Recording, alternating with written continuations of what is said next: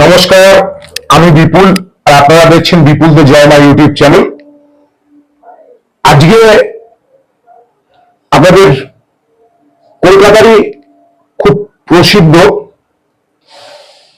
এক মন্দিরে নিয়ে যাব। শ্রাবণ মাস, যেহেতু শ্রাবণ মাসে ইতিমধ্যেই আমার চ্যানেলে বাবা ভোলেনাথের আরো দু একটি ভিডিও আপনারা দেখে ফেলেছেন। শ্রাবণ মাসে বাবার মাস, তো এই মাসে চেষ্টা করব জাগ্রত শিব মন্দিরগুলো আপনাদের সামনে তুলে ধরার যতটা সম্ভব। এছাড়াও আমার আগেও বাবা ভোলেনাথের বিভিন্ন মন্দিরের ভিডিও রয়েছে, আপনারা চাইলে ডেসক্রিপশন বক্সে তার লিঙ্ক দেওয়া থাকবে, আপনারা চাইলে সেখান থেকে দেখে নিতে পারেন। আজকে নিয়ে যাব আপনাদের কলকাতার খুব কাছেই এক শিব মন্দির, ভূতনাথ মন্দির। সকলেই হয়তো গেছেন বা কেউ গিয়ে উঠতে পারেননি, তবে নূতন কিছু এই শ্রাবণ মাসে নূতন কিছু নিয়ম পরিবর্তন হয়েছে।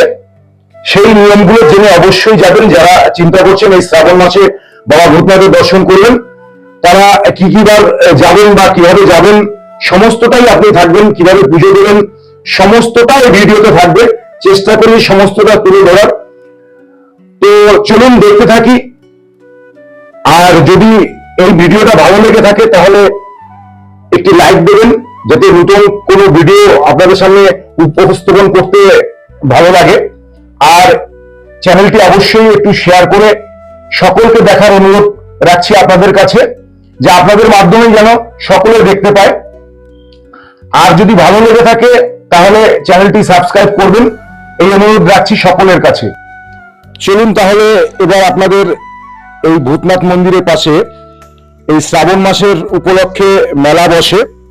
এখানে বাঘ সাজানোর সমস্ত জিনিসই আপনারা পাবেন, এবং অন্য অঞ্চল থেকে বা অন্য জায়গা থেকে অনেক কম দামে পাবেন। প্রচুর মানুষ এখানে আসেন শ্রাবণ মাসের বাঘ সাজাবার জন্য বা বাঘ কিনবার জন্য, বা কলসি কিনবার জন্য, বা যে কোনো জিনিস এখানে পাবেন। এই মেলা সামান্য একটু দেখিয়ে দিচ্ছি আপনাদের।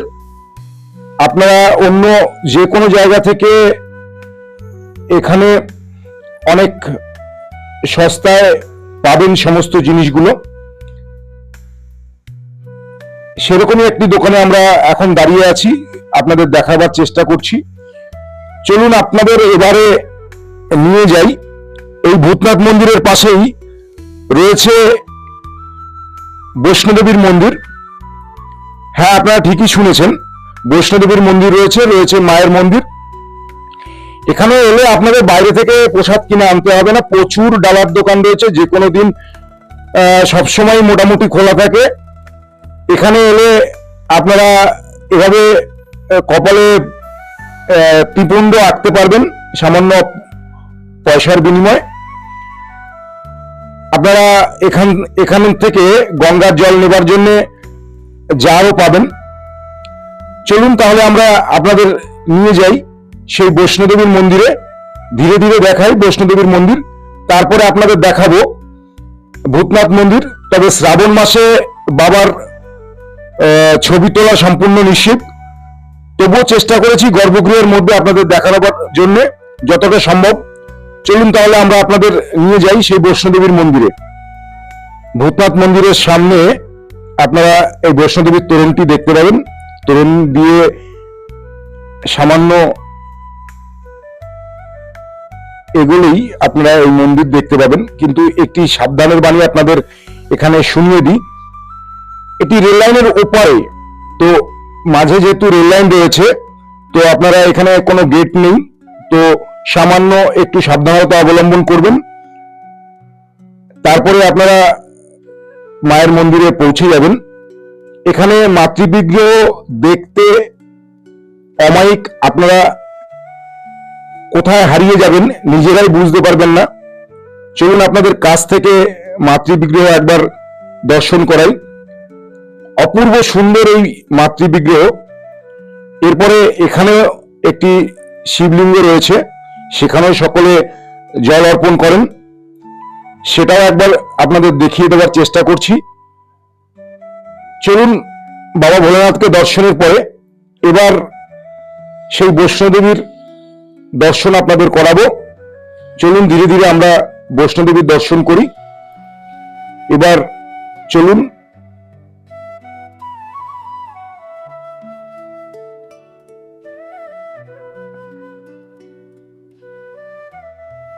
এই বৈষ্ণোদেবীর বিগ্রহটি শ্বেত পাথরের।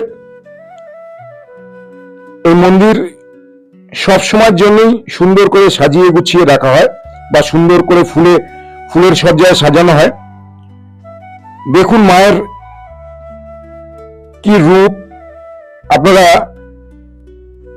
দু চোখ ভরে শুধু মাকেই দেখতে থাকবেন, মাও যেন আপনাদের দেখছে। এরপরে চলে আসি আমরা যেখানে যার উদ্দেশ্যে এসেছি, সেই ভূতনাথ মন্দিরে। আমি রবিবার গেছিলাম, তো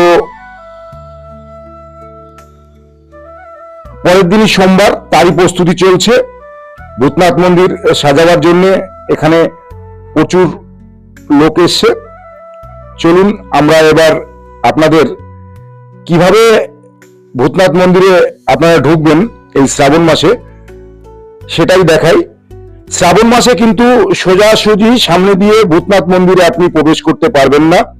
পিছন দিক দিয়ে যে দরজা রয়েছে, যে আপনারা দেখছেন এখন, সেই দিক দিয়েই আপনাদের প্রবেশ করতে হবে। প্রবেশ করে আপনারা এখন আপনাদের বাবা ভূতনাথের একদম গর্ভগৃহে নিয়ে গেছি।